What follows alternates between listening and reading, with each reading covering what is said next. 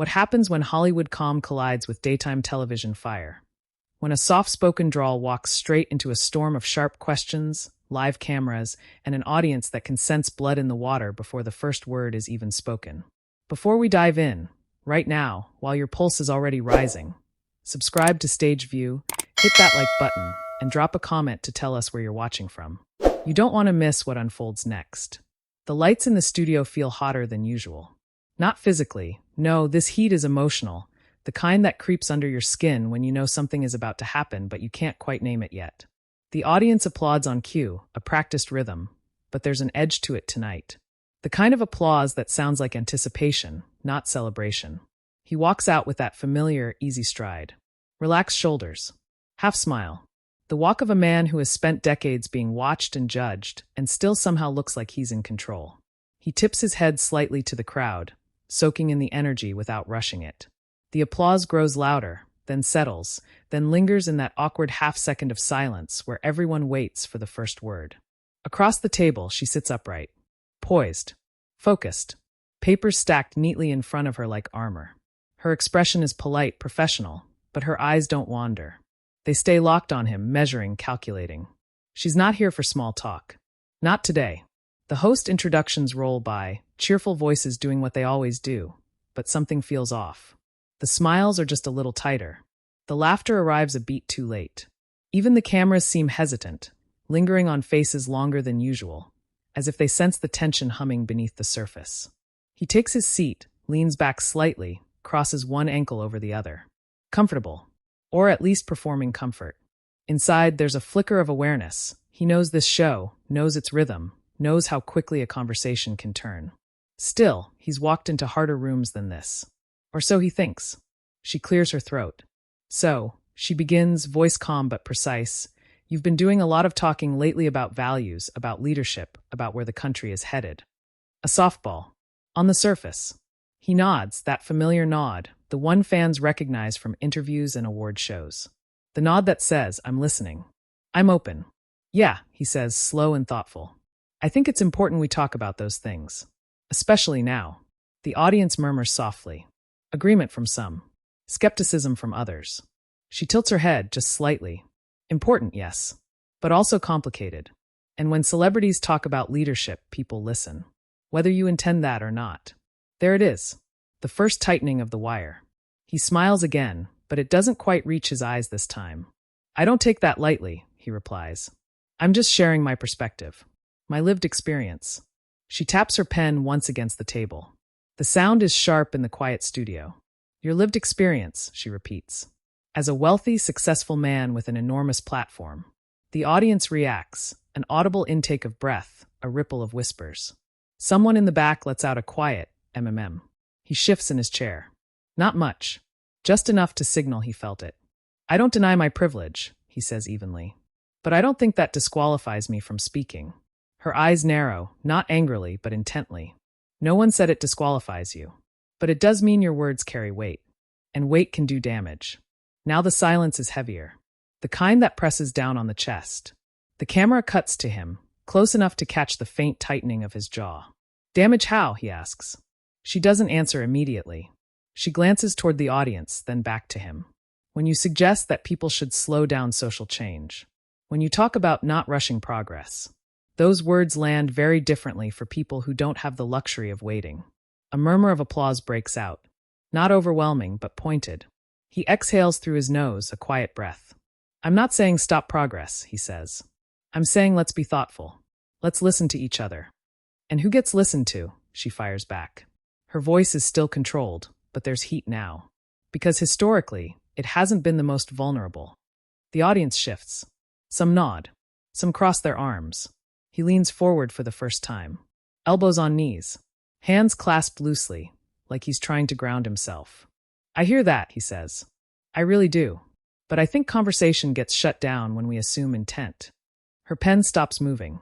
She looks at him, really looks at him. Intent doesn't erase impact. The words hang there, sharp and undeniable. A beat passes. 2, 3. He opens his mouth, then closes it. The cameras catch the hesitation. It's subtle, but it's there, and the audience senses it. This isn't a movie scene. There's no script to lean on. No director to call cut. I'm trying to bridge gaps, he says finally. Not widen them. She nods slowly. Then let's talk about the gap right now. The studio feels smaller, tighter. Even the applause sign seems unnecessary. The audience is fully engaged, leaning forward in their seats, eyes darting between them like they're watching a tennis match where every volley hits harder than the last. She continues, voice unwavering. Because when people at home hear you talk about patience, they hear someone who's never had to fear losing their rights overnight. They hear someone who's always been safe. A sharp clap erupts from somewhere in the crowd. Then another. A small wave of applause builds before dying down. His face changes. Not dramatically, but the ease is gone now, replaced by something more vulnerable, more defensive. I've faced fear, he says quietly. Maybe not the same kind, but fear's fear. She doesn't flinch. Respectfully, that's not true. A collective gasp. Even one of the co-hosts shifts uncomfortably, glancing between them as if wondering whether to step in. He straightens, shoulders squaring. You don't know my whole story. And you don't know everyone else's, she replies. That's the point. The applause is louder this time, mixed with a few scattered boos. The division in the room is palpable, slicing straight down the middle. He forces a smile, but there's tension in it now, a crack in the charm. So what would you have me do? Stay quiet. She pauses, and for the first time, there's something like emotion flickering behind her eyes. Not anger, resolve. I'd have you listen more than you speak, especially when the stakes aren't theoretical. The words land like a final note in a minor key. The camera pulls back, capturing the entire table now. The hosts are silent. The audience is buzzing, energy vibrating through the studio like static electricity. He leans back again, but it's not the relaxed posture from earlier. It's a retreat, a recalibration. I am listening, he says, softer now. She meets his gaze. Then hear this. And in that moment, everyone watching, at home, on their phones, clipped and replayed in real time, knows this interview has crossed a line from polite daytime conversation into something else entirely. Something raw, something real, something that won't stay contained within the studio walls. The tension doesn't break when the segment goes to commercial. It lingers, thick and unresolved, promising that what comes next will only dig deeper. And as the cameras fade, the audience doesn't relax. They whisper. They argue under their breath. They sense it too. This isn't over. The red light above the main camera clicks off, but the tension doesn't. If anything, it thickens in the artificial calm of the commercial break. The audience shifts in their seats, whispers bouncing from row to row like sparks looking for dry grass. A few people pull out their phones despite the warnings, thumbs hovering, ready to type what they've just witnessed before the moment slips away. At the table, no one speaks. He stares at his hands for a second longer than necessary, fingers interlaced, knuckles pale. The calm, folksy confidence he walked in with feels far away now, like a memory from another lifetime. Across from him, she adjusts the papers in front of her. Not because they need adjusting, but because stillness would say too much. One of the co-hosts leans in slightly, lowering her voice. You okay? She asks, careful, diplomatic. He nods once. Yeah, he says. But it sounds more like a question than an answer. The stage manager raises a hand. 30 seconds. She inhales slowly through her nose, the kind of breath you take before stepping into cold water. She's done this dance before. She knows how these moments get clipped, twisted, weaponized. But she also knows when not to back down. 10 seconds. The audience quiets, sensing the shift back into live television. The murmur dies into a charged silence. 3, 2, 1. The red light snaps back on. And we're back, another host says brightly, the tone almost painfully cheerful compared to the emotional weight hanging over the table. This is an important conversation, and we're going to continue it. The camera tightens on her face as she turns back to him. There's no hostility in her expression now, just seriousness. Purpose. You said you're listening, she begins. So let me be very clear about what people are reacting to. He nods again, slower this time. When influential figures talk about slowing down change, she continues, it can sound like a dismissal of urgency. And for many people, urgency is survival. The word hangs there. Survival. A hush falls over the audience. Someone in the front row presses their lips together, eyes shining. He swallows. I don't want anyone to feel dismissed, he says. That's not my intention. And yet, she replies, intent doesn't erase the consequences. There it is again. The phrase, repeated, sharpened. He leans forward, hands opening now, palms up. I'm asking for dialogue, he says, voice steady but strained. I'm asking for less shouting, more understanding. And some people would say, she counters, that the shouting is happening because no one listened when they spoke calmly. A ripple of applause sweeps through the studio, louder than before. This time, it doesn't stop quickly. It builds, rolls, crashes. The host beside her lifts her hand, gently urging the audience to settle. But the energy has shifted. This isn't passive viewing anymore. This is participation. He waits it out, jaw tight, eyes flicking briefly toward the crowd before returning to her.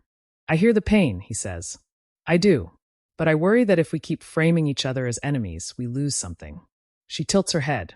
Who is we in that sentence? The question lands with precision. He hesitates, just for a fraction of a second. Enough. Everyone, he says finally. All of us. She nods, but there's no agreement in it. Because from where many people are standing, they've been treated like enemies for simply existing. A low murmur spreads. Someone whispers, that's right. Someone else shakes their head. The camera cuts to his face, close enough to show the slight crease between his brows. This isn't a role he prepared for. There's no script, no rehearsed monologue to smooth this over. I grew up believing in unity, he says, in finding common ground. And unity without justice, she replies softly, feels like silence. The softness is what makes it hit harder. For a moment, neither of them speaks. The co-hosts exchange glances, silently debating whether to intervene. The producer's voice crackles faintly in someone's earpiece, unheard by the audience, but felt in the slight stiffening of posture around the table. He breaks the silence. Do you think I'm doing harm? He asks. The question is direct, vulnerable. The audience leans in.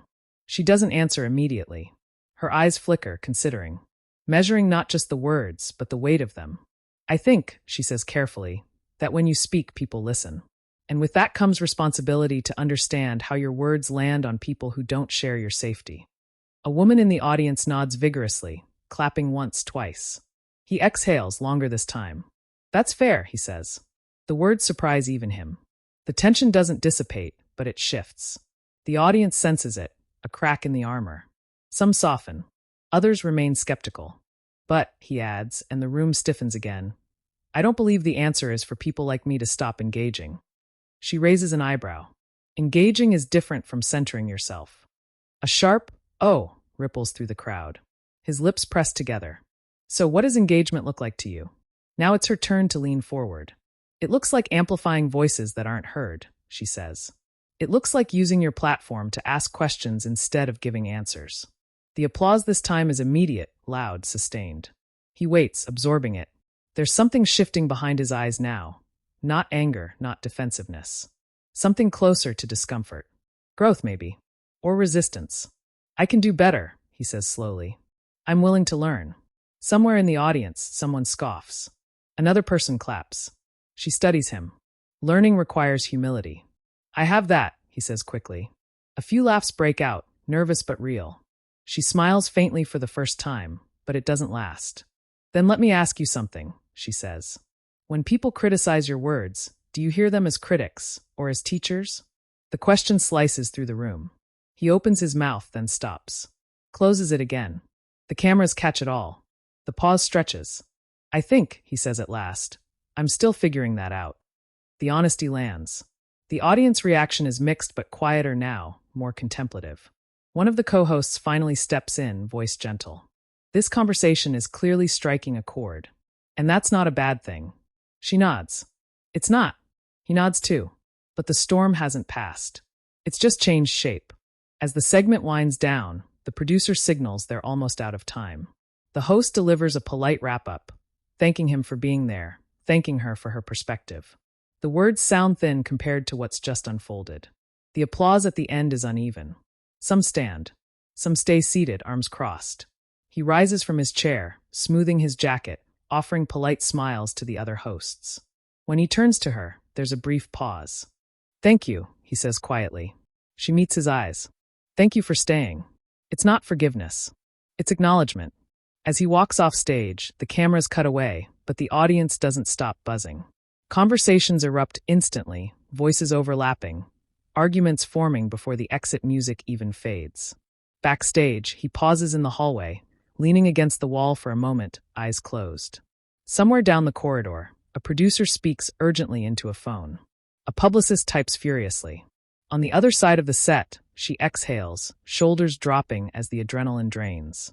One of the co-hosts squeezes her arm. "You went there," she says. She nods. Someone had to. And out in the world beyond the studio, clips are already being uploaded. Comments are already pouring in. Lines are being drawn. What started as an interview has become something else entirely.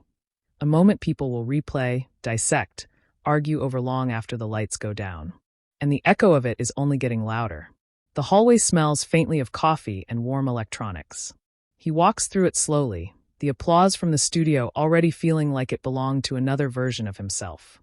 A handler says his name once, gently, as if afraid to startle him. He nods without really looking, mind replaying moments on a loop.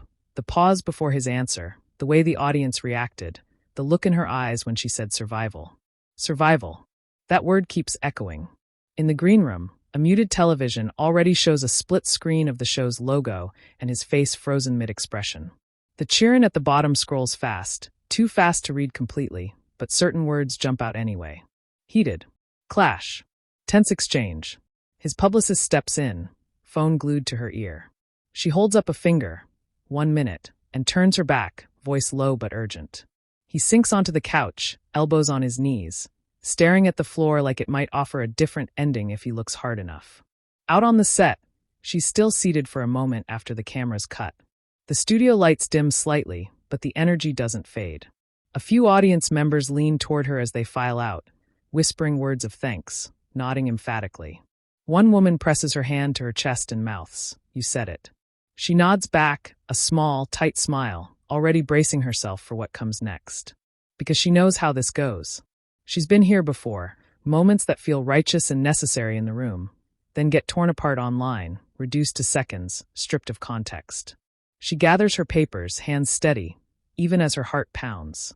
Backstage, a producer approaches her, eyes wide. "That was something," he says. She exhales. "It needed to be." He hesitates. "You good?" She nods. "I will be."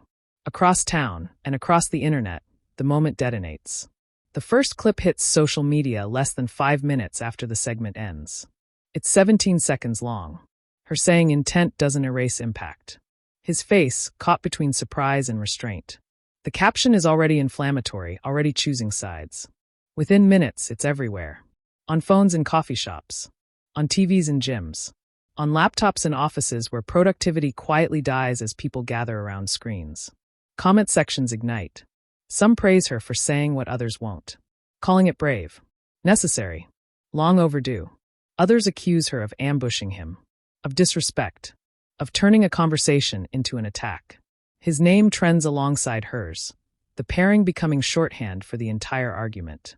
Memes start popping up, some thoughtful, some cruel. The internet does what it always does, flattens complexity into teams. In the green room, his phone buzzes nonstop. Texts from friends, from colleagues, from people he hasn't heard from in years, all suddenly urgent, all with opinions. "You okay, man? Rough watch. You held your own." He doesn't reply.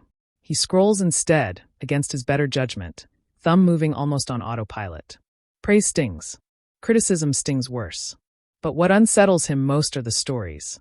Long threads from strangers explaining why words like his hurt, why patience feels like a threat when your life has never afforded you any. He locks the phone and sets it face down. For a moment, he considers standing up, leaving, pretending this never happened. But he doesn't. He stays seated, breathing slowly, deliberately. He's not sure why. Maybe because walking away feels like proving a point he doesn't want to prove. Meanwhile, she sits in her car in the studio parking lot, engine off, hands resting on the steering wheel. Her phone lights up too. Messages from friends. From activists. From critics. "You were too harsh.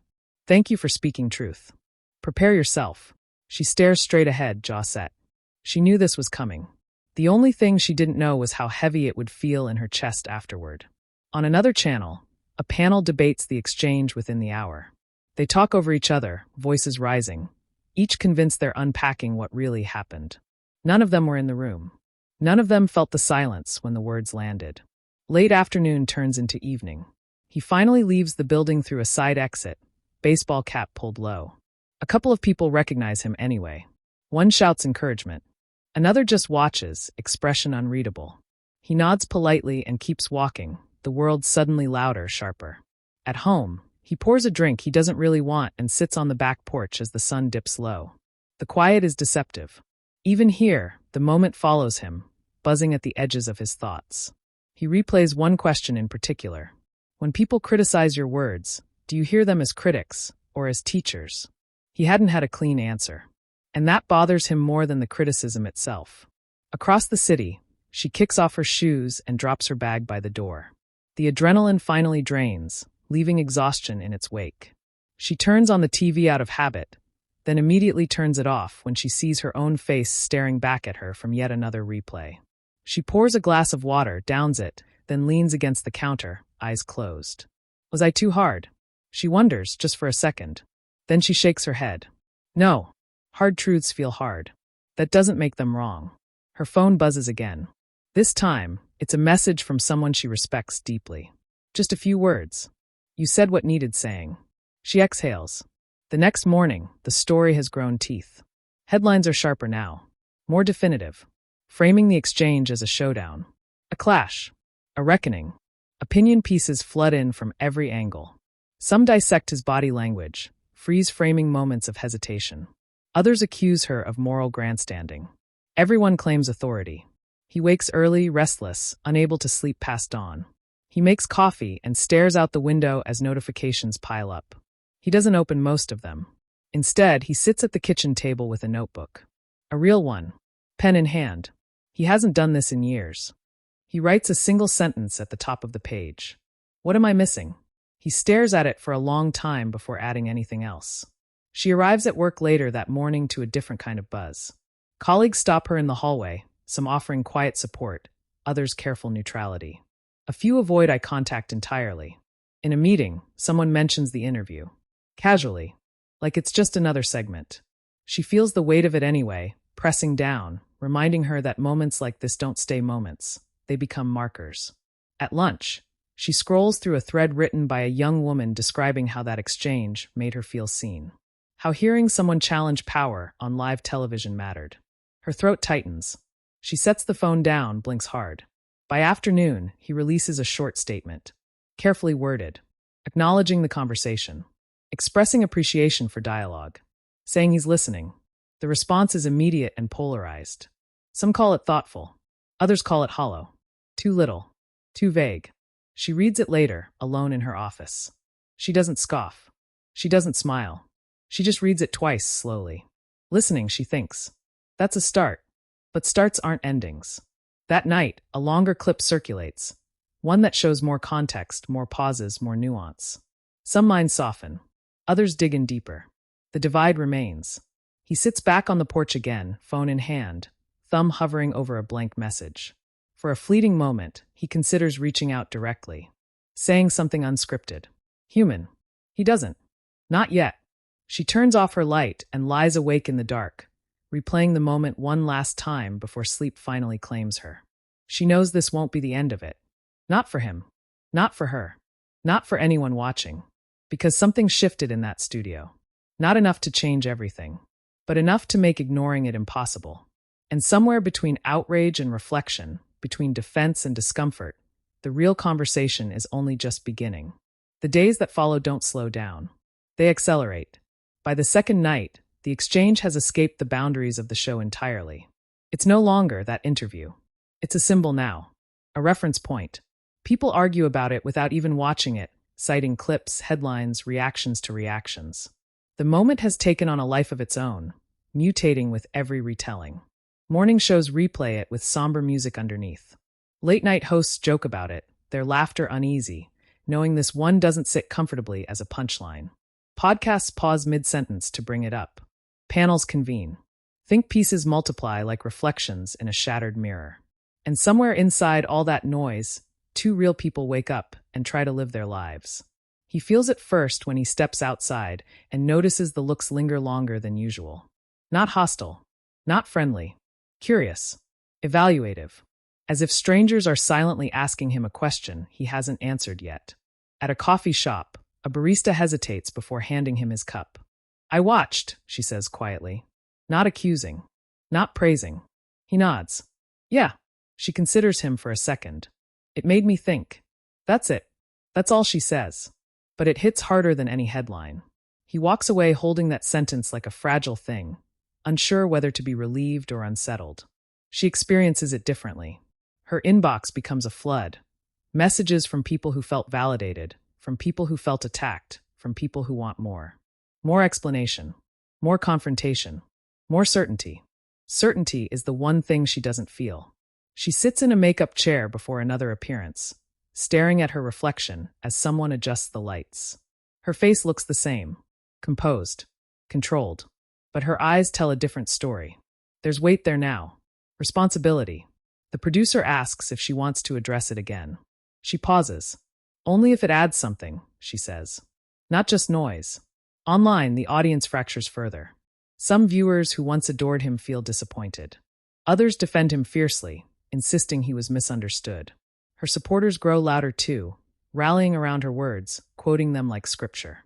Then something unexpected happens. A longer, unedited version of the conversation gains traction. Not the sharpest moment. Not the most viral line. The whole exchange. The pauses. The breaths. The moments where no one knew what to say. And slowly, very slowly, the temperature changes. Comments shift. Not everywhere. Not all at once. But in pockets. I didn't agree with him, but I see what he was trying to say. I was mad at first, but watching the full clip, it's complicated. She pushed him, but she also listened. Complicated. That word starts appearing more often. And in a culture addicted to certainty, complication feels radical. He notices it late one night, scrolling when he promised himself he wouldn't. He stops on a comment from someone who says they changed their mind after watching the whole thing. Not fully, but enough. Enough to listen. He sets the phone down and stares into the dark, thinking about that notebook on his kitchen table. About the questions still written at the top of the page. What am I missing? She notices it too in quieter ways. In messages that don't praise or attack, but reflect. In people who say, I'm still thinking about what you said. Still thinking. Not agreeing blindly. Not dismissing. Thinking. At the show, the audience response shifts. Applause feels different now. More deliberate. Less automatic. People aren't just reacting, they're processing. Behind the scenes, producers talk about the segment like it was a turning point. Not because it was explosive, but because it refused to resolve neatly. It didn't hand viewers an answer. It handed them discomfort. And discomfort lingers.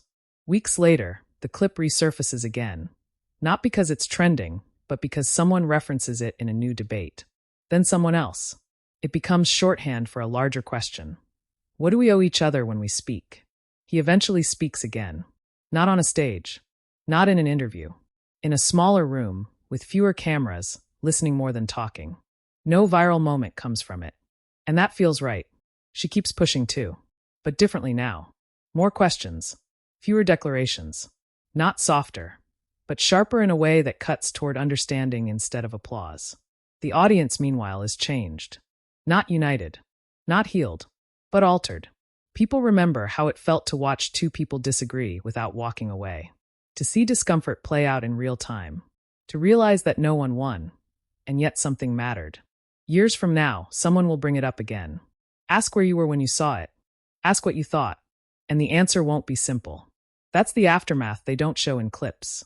Not the shouting. Not the applause. But the quiet rewiring that happens after. When viewers sit alone with their thoughts and realize the conversation followed them home. Now it's your turn. Did that moment change how you saw either of them? Did it challenge you, frustrate you, or make you see something you hadn't before? Drop your thoughts in the comments. I want to hear your perspective. And if you're here for stories that don't flinch, that take you inside the tension and let you feel every second of it, subscribe to Stage View right now.